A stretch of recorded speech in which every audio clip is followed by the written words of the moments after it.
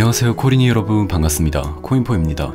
오늘 코인포에서 소개해드릴 내용은요, 코인 소각, 메인넷, 에어드랍, 스냅샷, 하드포크 이런 코인 용어들을 들었을 때 이게 뭔지 하나도 모르겠고 그래서 매수를 해야 되는 건지 매도를 해야 되는 건지, 이 중에 어떤 게 호재고 어떤 게 악재인지 잘 모르시거나 헷갈려 하시는 코린이 분들을 위해서 코인 용어 정리 영상을 준비해 봤는데요. 코인 투자를 하시면서 실질적으로 도움이 될 수 있을 만한 용어들만 선별해서 한번 정리를 해봤습니다. 이번 영상은 총 2편으로 기획이 되어 있는데요. 오늘 다룰 내용은 현물거래 편이고요. 그러니까 현물거래란 여러분들이 주로 레버리지를 사용하지 않고 업비트에서 거래할 때 알아놓으면 좋은 용어들을 알려드릴 거고요. 다음 편에서는 주로 바이낸스나 바이비트 거래소처럼 돈을 차용해서 거래가 가능한, 레버리지 거래가 가능한 마진 선물 거래소의 용어를 정리해 볼 겁니다. 오늘 현물거래 편에서 정리할 용어를 두 분류로 나누어 보았는데요. 첫 번째는 코인 뉴스와 관련된 호재와 악재의 용어이고요. 두 번째는 비트코인과 암호화폐에 대한 매매 기본 상식 용어입니다.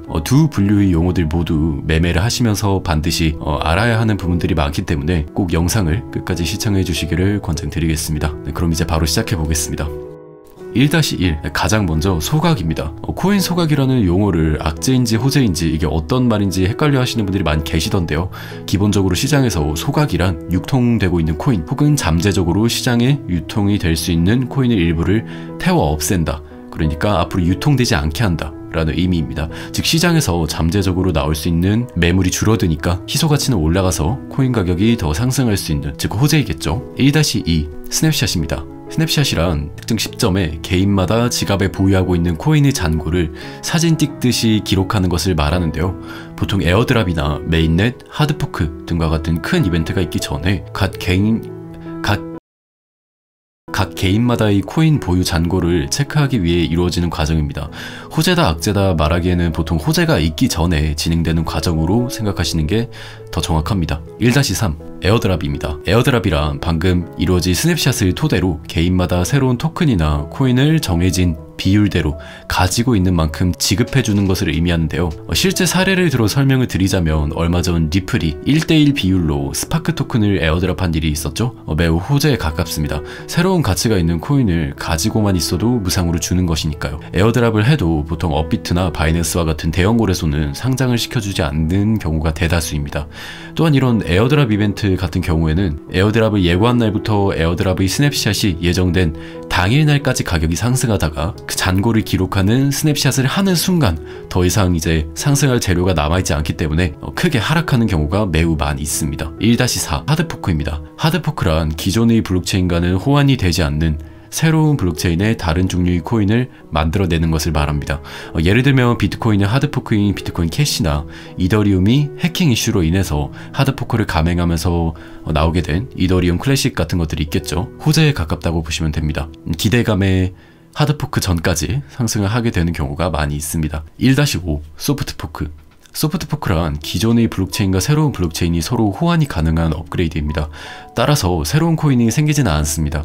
이 또한 하지만 보통 기술적인 업데이트라고 인식이 되기 때문에 호재로 생각되는 경우가 많이 있습니다. 1-6 메인넷.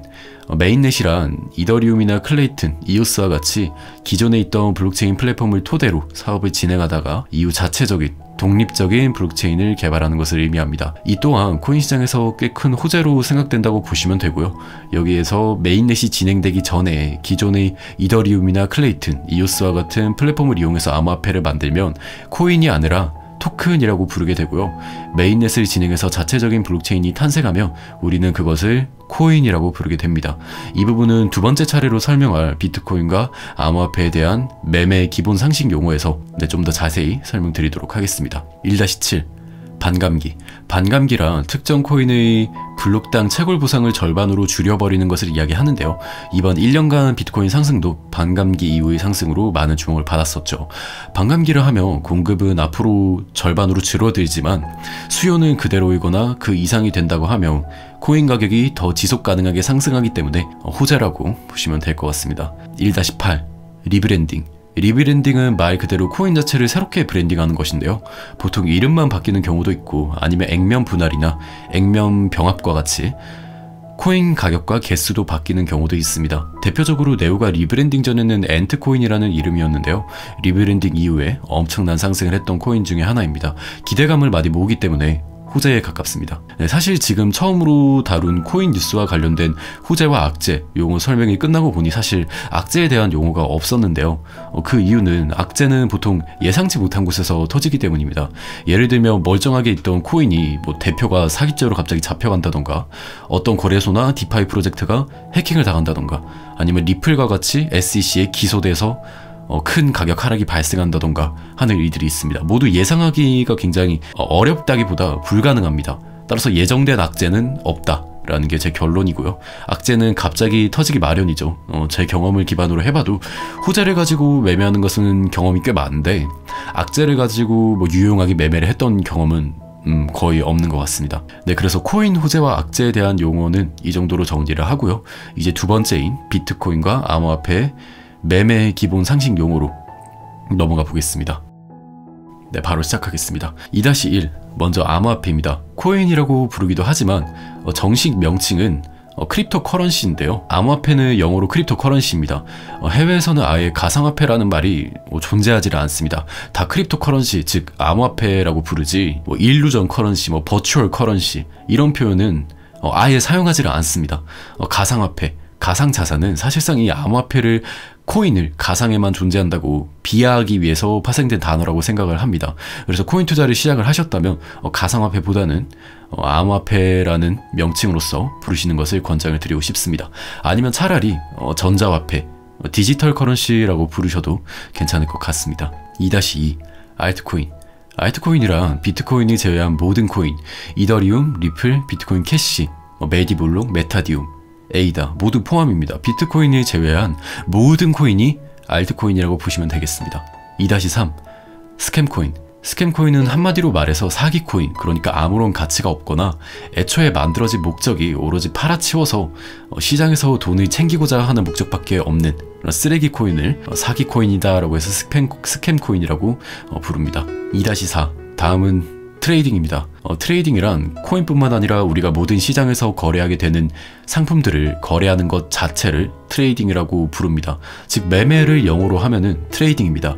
참고로 여기서 매매는 매수 매도의 줄임말입니다. 이건 제 개인적인 의견이지만 기본적으로 차트를 보고 매매하는 것을 좀 더 트레이딩이다 라고 부르는 경향이 있는 것 같습니다. 2-5 데이 트레이딩. 데이 트레이딩은 하루를 넘기지 않는 선에서 하루 안에 거래를 끝내는 당일 매매를 의미하는데요. 이렇게 거래하는 트레이더를 우리는 데이 트레이더라고 부르기도 합니다. 보통 데이 트레이더들은 스캘핑이나 단타 거래를 위주로 하게 되겠죠. 2-6 스캘핑입니다. 스캘핑은 단타 거래 중에서도 초단타 거래, 정말 짧은 시간 안에 끝내는 거래를 의미하는데요. 사람마다 다 기준이 다르지만 저는 개인적으로 30분 이내에 거래를 마치면 스캘핑 거래다 라고 생각을 하고 있습니다. 2-7 스윙 거래. 스윙 거래는 스캘핑보다도 긴 단타, 또 단타보다도 더 긴 거래를 스윙 거래라고 부르는데요. 보통은 최소 하루 이상에서 몇 주 이상 거래를 하게 되면 그것을 스윙 거래라고 부르게 됩니다. 2-8 패닉셀. 패닉셀은 직역하자면 공황 매도 또는 투매인데요. 투자자들의 공포심에 따른 급격한 매도 현상이 발생하는 것을 말합니다. 패닉셀은 한국 시장에서 유독 더 심하게 일어나기도 하는데요. 그럴 경우 역프리미엄, 이른바 역프가 발생을 하기도 합니다. 역프에 대해서도 조금 이따가 설명드리도록 하겠습니다. 2-9 버드. 버드는 공포, 불확실성을 의미하는 단어의 약자인데요. 코인 가격이 하락할 때 가격이 더 내려가지는 않을지, 손실이 더 발생하지는 않을지 두려워하는 마음을 의미하기도 하고요.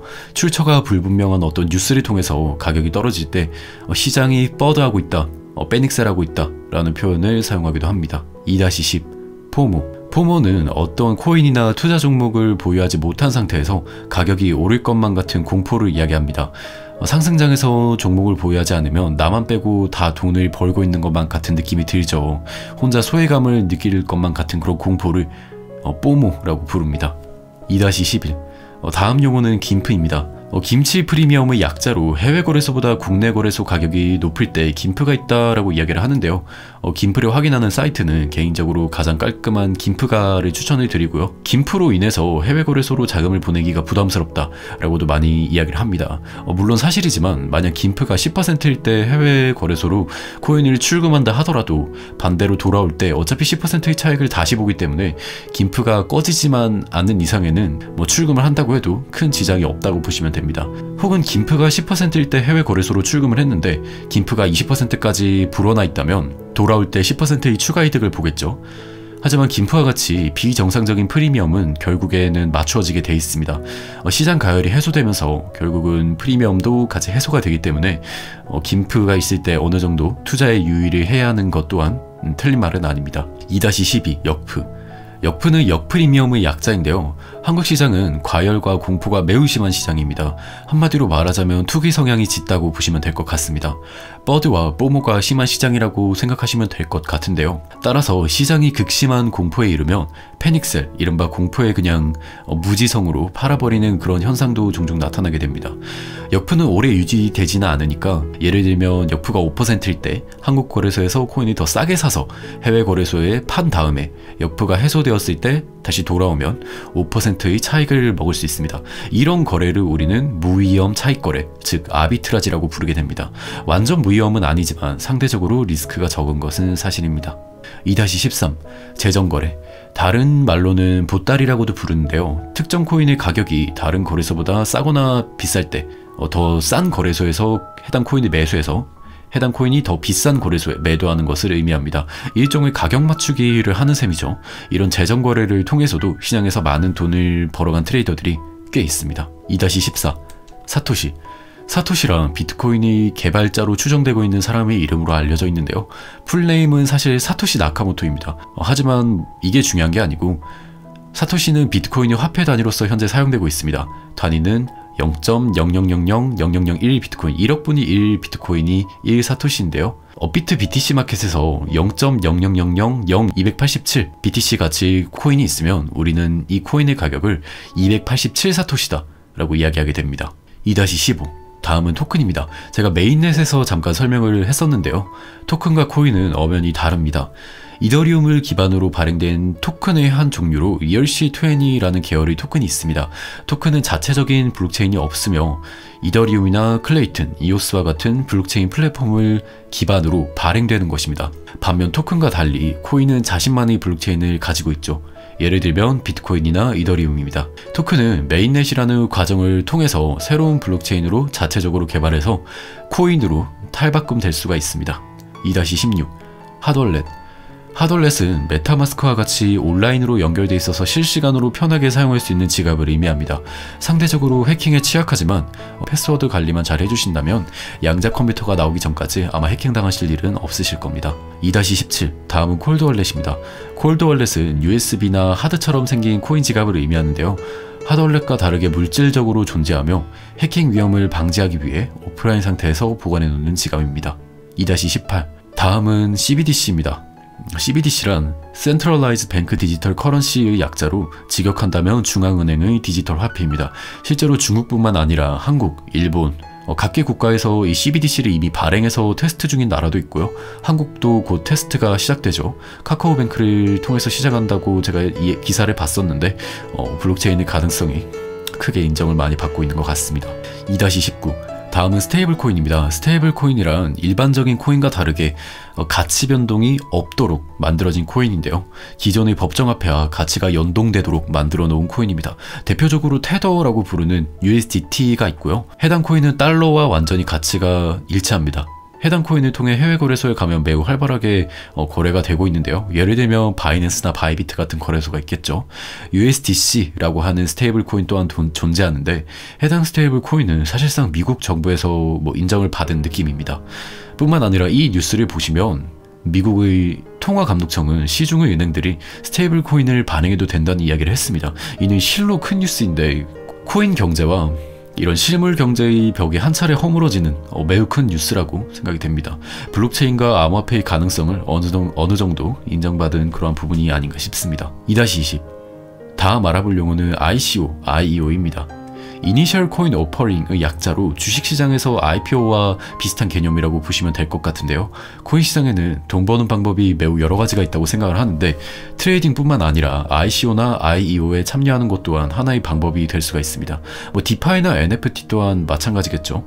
물론 ICO가 한참 유행하던 시기인 2018년과 2019년엔 대부분의 프로젝트가 망했지만 코인리스트에서 세일했던 플로우가 거의 100배 이상 폭등한다거나 최근 시장이 좋으면서 ICO를 했던 주춤했던 많은 코인들이 또 가격이 상승하면서 최근에는 다시 좀 활발해지는 분위기입니다. IEO는 Initial Exchange Offering의 약자로 거래소를 통한 초기 코인 판매가 이루어지는 것을 의미합니다. IEO를 자주 하는 거래소는 대표적으로 바이낸스나 FTX가 있을 것 같습니다.